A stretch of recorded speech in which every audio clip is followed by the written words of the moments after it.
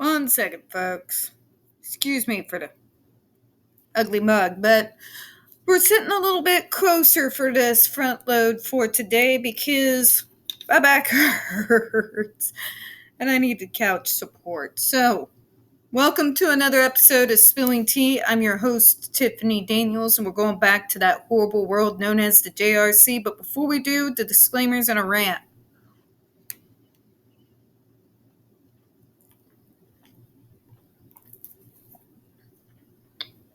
First, without much explanation because my brain is broken, we are going to go into what started this catalyst. When the fans decided it would be a good idea to gaslight the entirety of the neurodiverse movement. Shall we? Shall we just? Yeah. Again, as always, I do apologize. I do not have an edit button. Give me just a moment here. As you can see, I've been very busy today. You're about to find out why. As you know, on my channel, I have talked about the garbage fire that is the movie Into the Fire. And how I have been, as per usual, literally per usual, I've been going out after it. And not just me, but many others in my community. So instead of listening to what the autistic community has to say about demonizing us in yet another Hollywood freaking garbage fire, they decided to gaslight us. And oh boy, if you thought what Sia did was bad, woo hoo hoo hoo hoo hoo hoo. Yeah.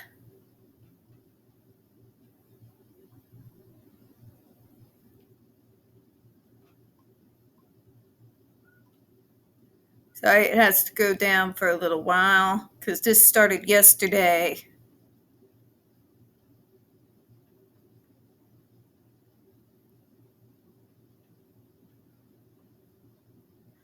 It's going to take a minute.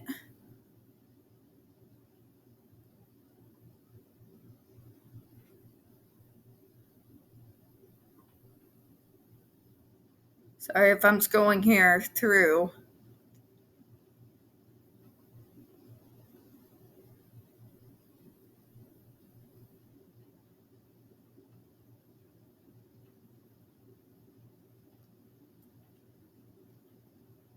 So let's go to where it started, shall we? Sorry that took so long.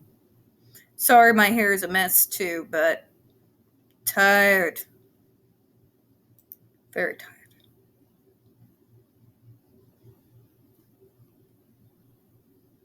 Oh, looks like it got deleted by the author. But this individual seemed to insinuate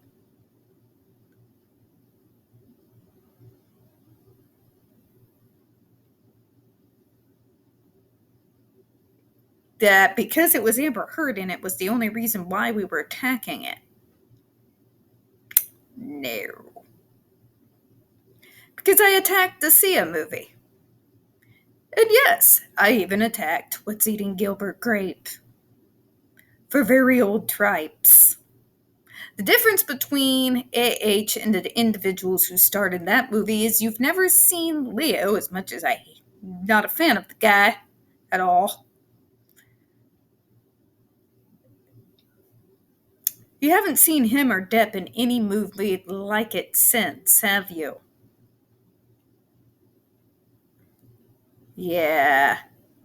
Basically, essentially, what was happening is because some of us spoke out against the movie, both on Insta and on Twitter,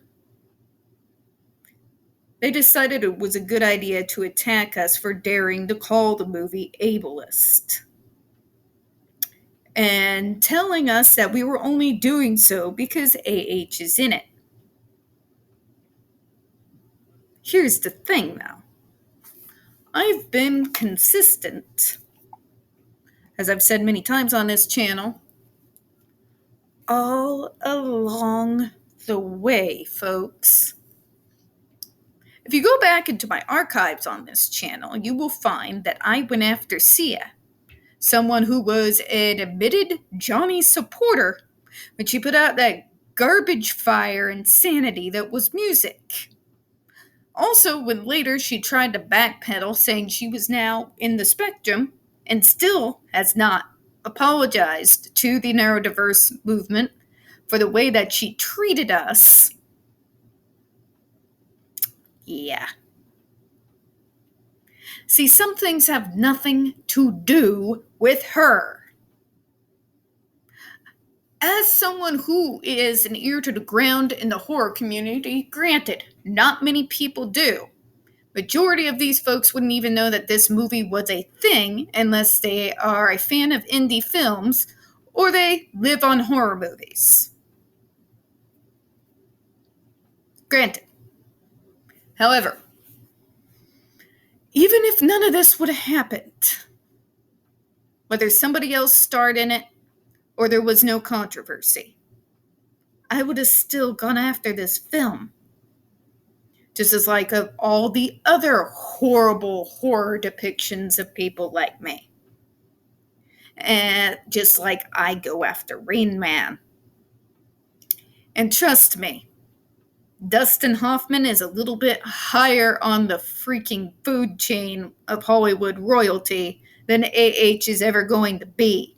But he still, in spite of how well known and talented of an actor he is, still catches flack from the autistic community, as does the people who participated in that movie, because we're tired of getting... You see where I'm going here, right? It doesn't matter who the star is.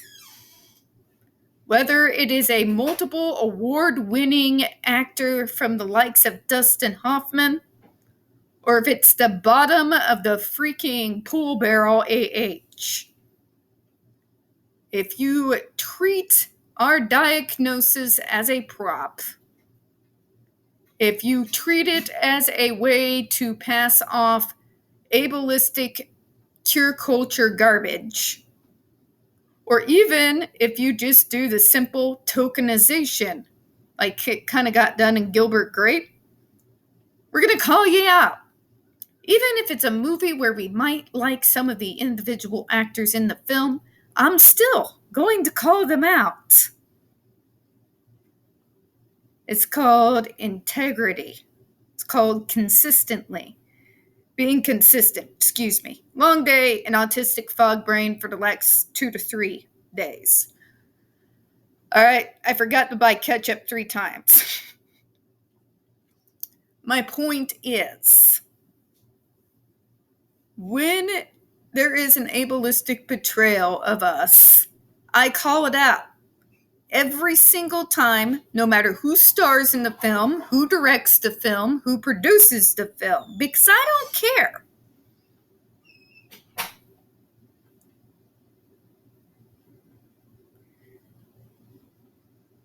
The autistic community has been gaslit 6 ways from Sunday by the media, by Hollywood, by holier-thou actors and actresses who are neurotypical, who think they have the right to dictate to us what our diagnosis looks like. I could go on here, folks. I could go on. But it gets worse. Because I guarantee you, AH and her little stands, you think nobody's told her that we have come out against this? You bet they did. Did she apologize? Did she even do any kind of, trigger warning, cursing, half-ass remark about how, I'm sorry, how some people may see it? That would be absolutely horrible, but at least it would be something. No, she doubles down. It's a movie about love.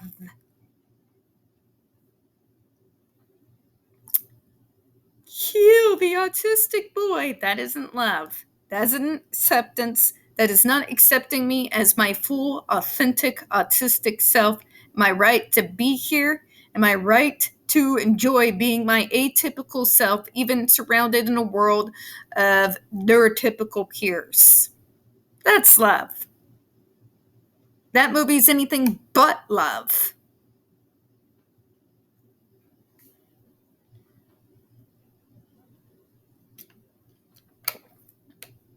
And the difference between my community and the AH community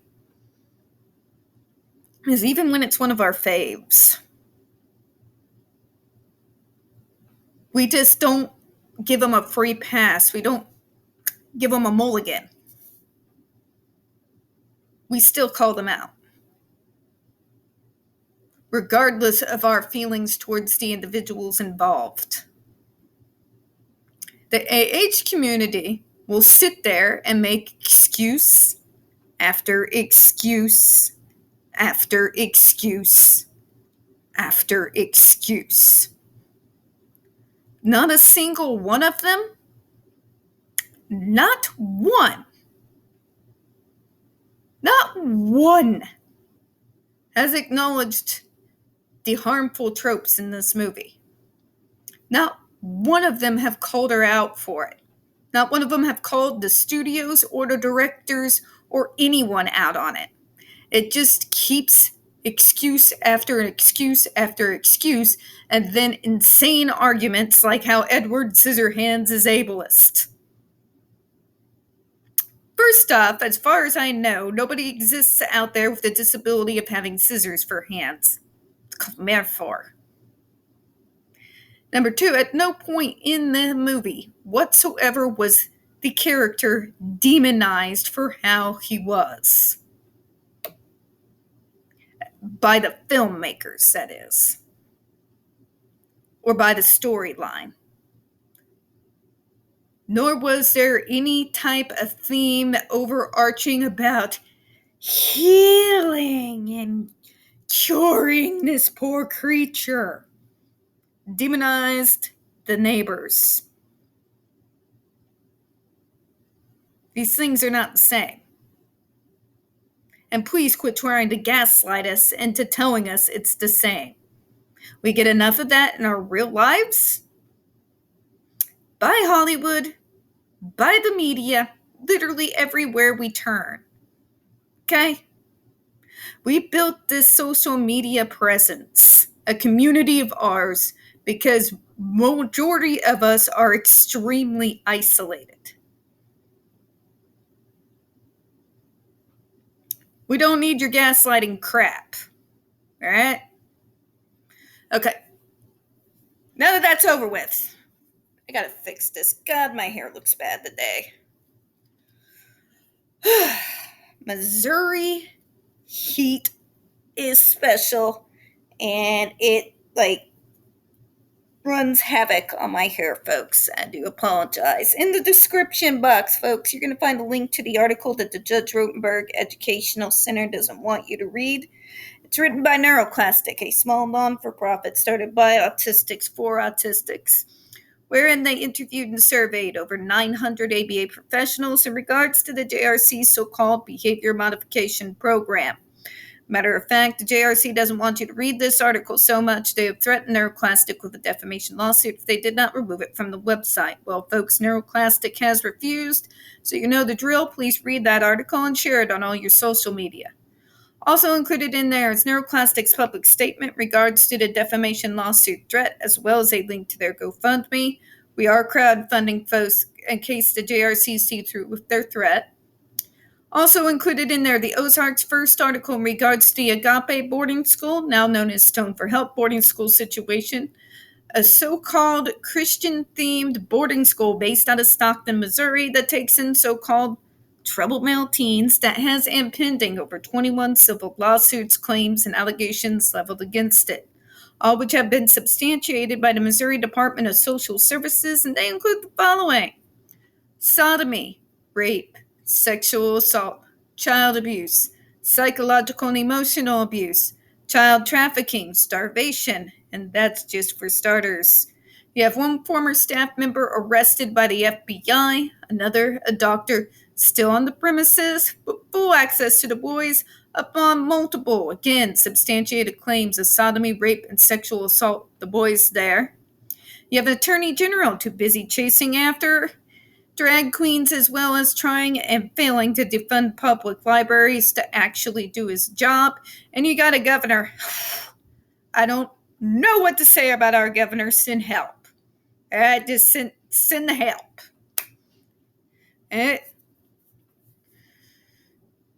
Share that on all your social media. We got the other pertinent links to the Stop the Shocks campaign as well, including Autistic Hoya's massive archive on the subject, Jennifer Masumba's behavioral sheet of shockable offenses, a clip out of the 7-hour ordeal undergone by Audrey McCollins back in 2002, the templates, and the ever-present self-explanatory change.org Shut the Judge Rotenberg Center Down petition.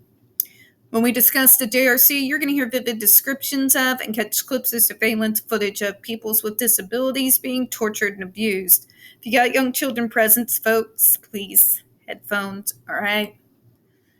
Also, trigger warning, this channel is marked not for children for a reason. We use profanity on occasion and we speak on dark subjects. If your child is 16 and younger and they are watching this, very obviously, parental supervision is advised, all right? All right, now what we're about to watch here is a testimony in regards to the JRC and Aversives that was done by Lydia Brown. If that name sounds familiar to you, it should. This is the individual who is responsible for the living archive, or as I like to call it, over 4 decades of receipts. This is the person who started that archive and continues to update it. And folks, don't give me the bias crap because she presents both sides. Kind of not her fault if the other side sounds completely batshit, all right? So we're going to go ahead and watch this video, make this relatively short here. You are going to see the link to it in the description box as always. So, there we go.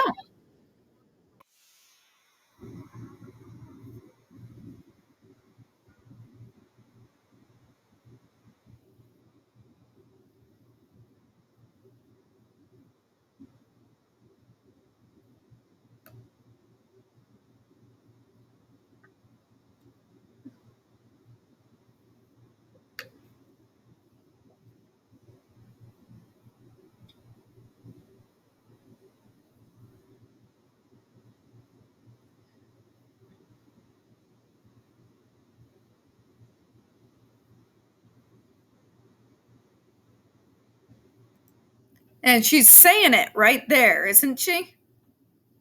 She's saying it right there. Because we know how the JRC plays. They'll use little anecdotes. How the parents feel.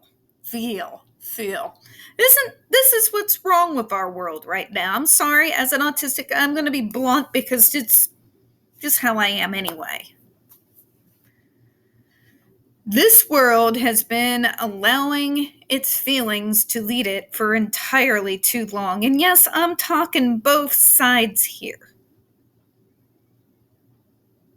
It is okay to emote. It is okay to feel one way or another. What is not okay is when you allow preconceived ideas, notions, and values to control how you legislate one way or another. Particularly when we're talking about the torture of kids. Because a parent can come in and cry and say, without this, my child would be dead. They hit me. They hit their brothers. They threw me down the stairs. I'm not denying your family's trauma. I'm not saying these things didn't happen. I'm also not saying that GED didn't stop it. Violence can stop a lot of things. But it's a temporary answer. It usually ends up making the issues that started out in the first place worse than they had ever been previously. And in fact, new, more violent behaviors might stay out of a place like this after having them stopped temporarily due to fear. Fear is never an answer when it comes to behaviors because it doesn't last. It doesn't take into account what is behind the behaviors. You know what I mean? It's like putting a Band-Aid on something that needs to have stitches. It may work for a minute, but eventually, since you didn't get stitches and try to use a Band-Aid instead, that's eventually going to get worse, infected. You see where I'm going here, right?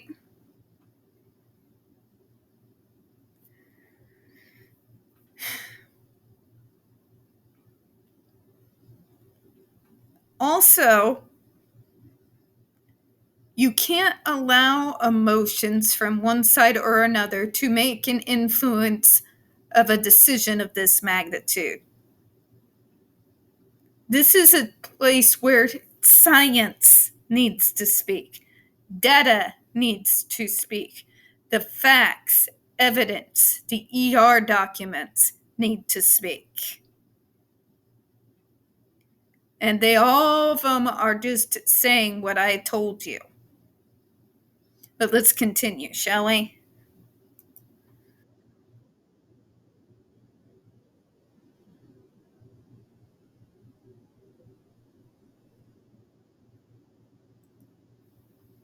That's what Matthew Israel and Glenda Cooks continue to lie about. They talk about all the numerous studies. Well, the truth is, and over the last 25 or so, give or take years, there has been no study done, zilch, nada, literally anywhere in the world, including places like Iran, China, Russia, anything that you would consider might look at aversives differently than us.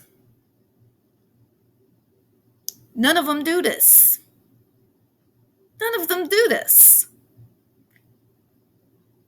There are despotic countries out there in the world that don't do this. You see what I mean?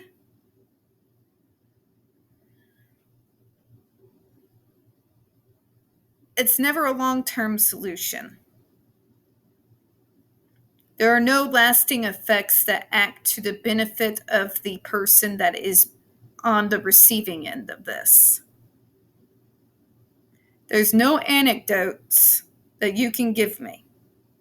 And guess what? Not only was I that autistic that Dr. Matthew Israel likes to shove in people's face, it's also on the receiving end of another individual with a different diagnosis for almost a decade that had those uncontrollable violence against me. And you know what? As much as I hated him at the time, I've moved to forgiveness since then. I wouldn't send him here because I know it wouldn't work, and that after the fear wore off, it'd come back worse than before, and I'm still target number A. But let's continue, shall we?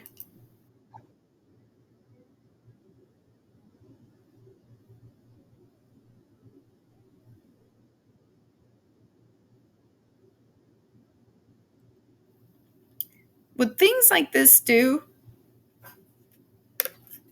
makes us vulnerable. I've spoke on this before. It's one of the reasons I go against ABA as much as I do, because it teaches us to be compliant, to allow touch on our bodies, even when we don't want it, to never say no, to mask every moment of our day. You are setting us up to be targets for predators for the rest of our lives.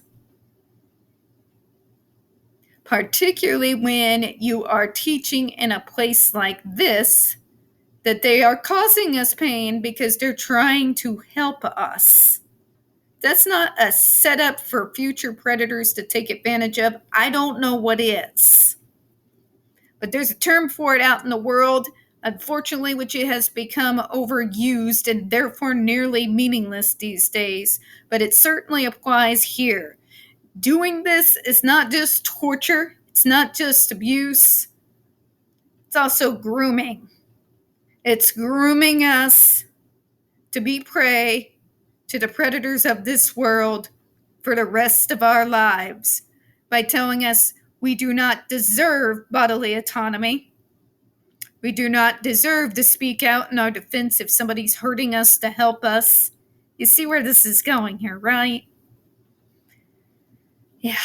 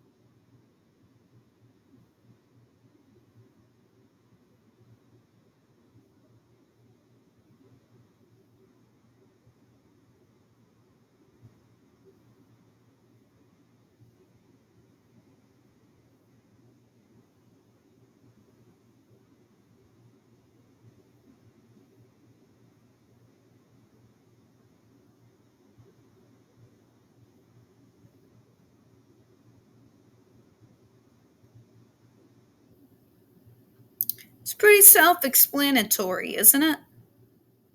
She's hitting on it.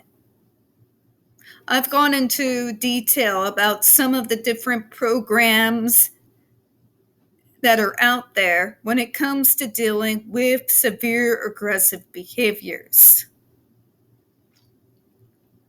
The JRC likes to tell you that none of them work on their kids. But what they've also said previously, and what I believe is still true now, is that many of the things that they tote, they've never used and don't even know how to actually utilize them. In particular, positive behavioral reinforcement.